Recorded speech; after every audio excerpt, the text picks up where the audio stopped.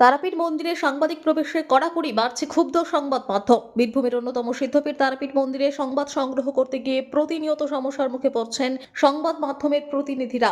অভিযোগ, বৈধ পরিচয়পত্র, আইডি কার্ড এবং চ্যানেলের লোগো লাগানো বুম সঙ্গে থাকা সত্ত্বেও মন্দির চত্বর এমনকি গর্ভগৃহে প্রবেশের অনুমতি মিলছে না। স্থানীয় প্রতিনিধি থেকে শুরু করে দূর দূরান্ত থেকে আসা সাংবাদিকদের ক্ষেত্রেও একই নিয়ম। ফলে পেশাগত দায়িত্ব পালন করতে গিয়ে সাংবাদিকদেরও সাধারণ পুণ্যার্থীদের মতো দীর্ঘ লাইনে দাঁড়িয়ে থাকতে হচ্ছে।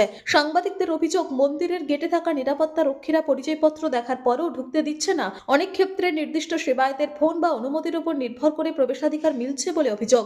জরুরি খবরের সময় সেবায়েতের সঙ্গে যোগাযোগ করা সম্ভব না হলে কার্যত আটকে যেতে হচ্ছে সাংবাদিকদের। কোথাও কোথাও নিরাপত্তা রক্ষীদের দুর্ব্যবহারের অভিযোগও সামনে এসেছে।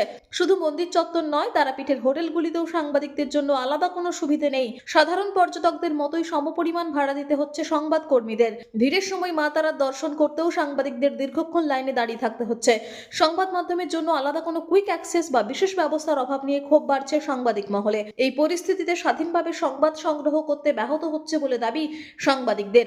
এখনো পর্যন্ত এই বিষয়ে মন্দির কর্তৃপক্ষের পক্ষ থেকে স্পষ্ট পদক্ষেপের কথা জানা যায়নি।